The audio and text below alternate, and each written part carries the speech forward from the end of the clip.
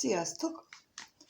Tegnap tűpontos nap-Uránusz együttállás volt, ami elég érdekes helyzeteket produkálhat, ezért azt gondoltam, hogy megnézzük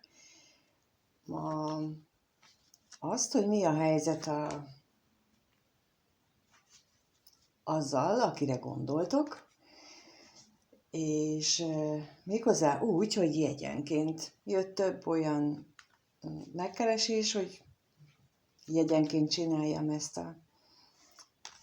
ezt a nézelődést, úgyhogy ma így csináljuk. Tehát kezdjük is a vízjegyekkel. Tehát először nézzük a kérdező rákjegyű, rák naphold aszcendensű eknek azt a személyét, akire gondolnak jelenleg, tehát ő vele mi a helyzet. A rákjegyű kérdező személyével mi most a helyzet, mi van nála, mi történik. Megnézzük, hogy mi a helyzet nála.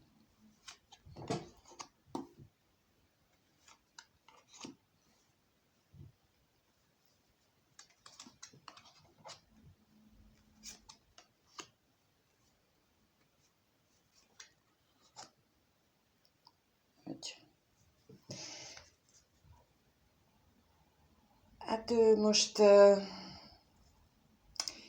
annyira magányosnak érzi magát, hogy ebbe szinte belebetegszik. Úgy gondolom, hogy olyan érzése van, mint aki éppen halálán van, mert olyan erős benne a vágyakozás. De ez pillanatnyilag csak ilyen testi vágyakozás mutat. Lássuk, hogy mi ez mire vonatkozik itt az özvegyember.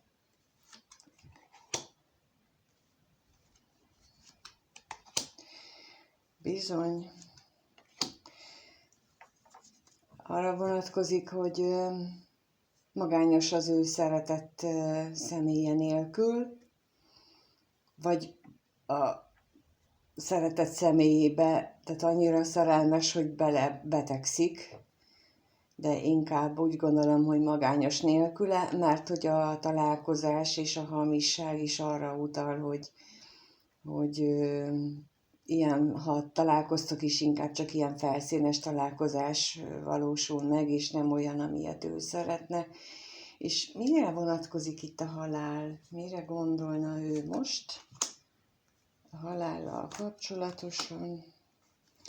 Hát azt szeretné, hogyha változnának a dolgok, méghozzá a tekintetben változnának a dolgok, hogy kevesebb lenne az a vizslató tekintet körülötte, aki az ő mozdulatait, tetteit állandóan vizslatja, és az is lehet, hogy például ez a vizslató tekintet a gyerekek, valamilyen gyerek részéről, tehát ha neki van gyereke, akkor a gyerek részéről valósul meg, tehát a gyereke az, aki őt állandóan lesi, nézi a telefonját,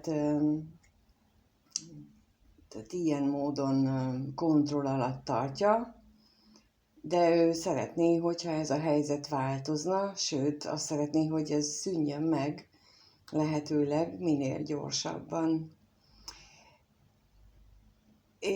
Ugyanakkor meg olyan ajándéknak megélt időszakot tart, vagy él meg, ami a szeretett nővel kapcsolatos. Úgyhogy most rá is kérdezünk, hogy te vagy-e a szeretett nő, vagy ki a szeretett nő, illetve arra kérdezünk rá, hogy veled kapcsolatosan ő benne most történt-e változás, mit érez ő most, mit gondol ő most rólad, tehát hogyan áll ő te hozzád, történt-e valami így a égi energiák változása folytán benne, történt-e veled kapcsolatosan valamilyen változás. Megnézzük, hogy mi a helyzet, hogyan áll ő te hozzád, érzelmileg, gondolatilag.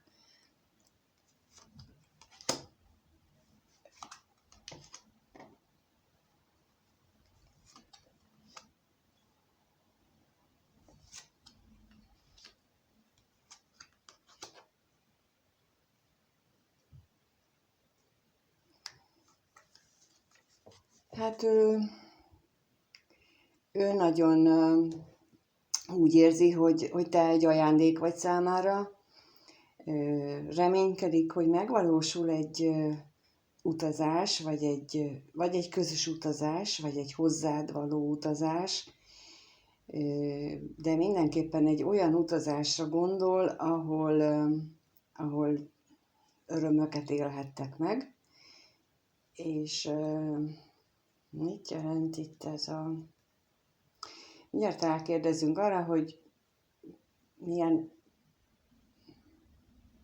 utazás lehet ez? Lehet tudni róla, hogy milyen utazás?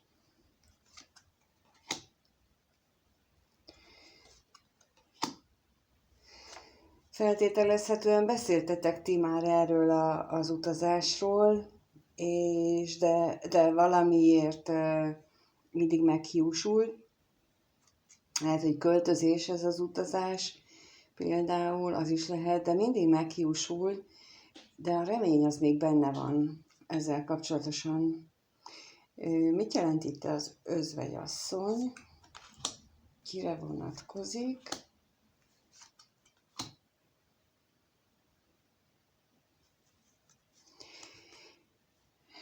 Ugye az előbb említettem, hogy van a környezetében egy olyan valaki, aki állandóan kontrollálja, lehetséges egy olyan családtag, aki őt figyeli, és vele kapcsolatos félelmei azok, amelyik megjelenik az érzéseiben, és fél, hogy szerencsétlenséget okoz ismét.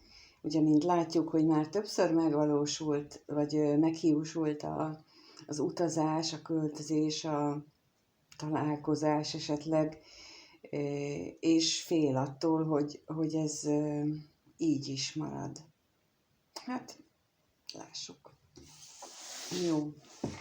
Neked milyen tanács érkezne, hogyha megnézzük, vele kapcsolatosan neked milyen tanács érkezik a lapokból.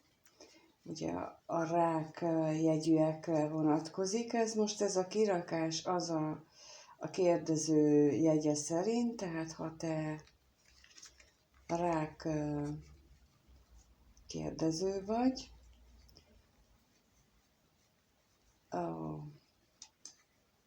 akkor veled kapcsolatos. Tegyük fel, hogy te nő vagy, és rák jegyű nő, és akkor neked nézzük meg, hogy milyen tanács érkezik azzal a személlyel kapcsolatosan, akire gondoltál, hogy mit tegyél vele, hogyan és miként legyen. Mi legyen vele? Hogyan viszonyulj hozzá? Hívjad-e, beszélje vele, menjél-e hozzá, vagy mit tegyél? Jelen esetben, hogy ő ennyire gátolva van.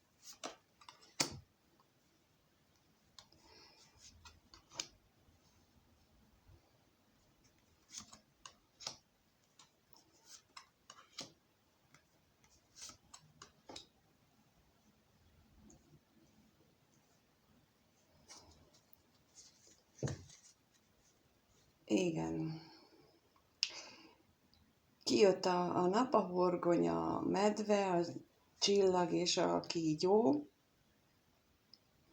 Én nekem ebből elég egyértelmű tanács érkezik, mégpedig az, hogy neked elsősorban gyógyulásra van szükséged, és jó lenne, hogyha a saját egészségedre, mentális, testi egészségedre fókuszálnál, erősödjél, örüljél örülj a napnak, örülj azoknak az eseményeknek, ami éppen veled történik, Örülj annak, hogyha esetleg van munkád, vagy van stabil otthonod, és,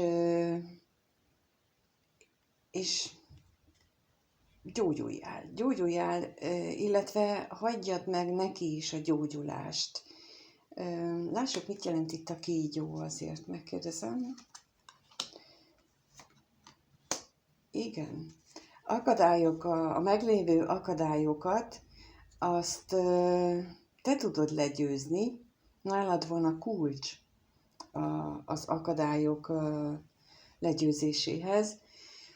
Úgyhogy ez a tanács lényege, hogy te magad tudod megváltoztatni a pillanatnyi helyzetet, de először magadat kell stabil helyzetbe hozni, és akkor így ezáltal tudod ezt a jelenlegi helyzetet megváltoztatni. Legyen hited ebben, hogy képes vagy erre. Legyen hited abban, hogy ha te örülsz és megerősödsz, az ugyanilyen hatással lesz arra, akivel te összeköttetésben állsz, energetikai szinten, vagy lelki szinten, és a te erőd, a te energiát, amit magadban meggyógyítasz, felerősítesz, az átmegy hozzá, anélkül, hogy esetleg beszélnétek, vagy így fizikai szinten, telefonon, vagy bárhogy, ez átmegy, higgyél ebben, és a gyógyulásodat így ilyen szempontból tekintsd, akkor talán könnyebb lesz elviselni a társnak a hiányát. Köszönöm, hogy itt vagy, lájkozz, megnézel, feliratkozol, és a véleményt írsz, azt is nagyon köszönöm. Minden jót kívánok, sziasztok!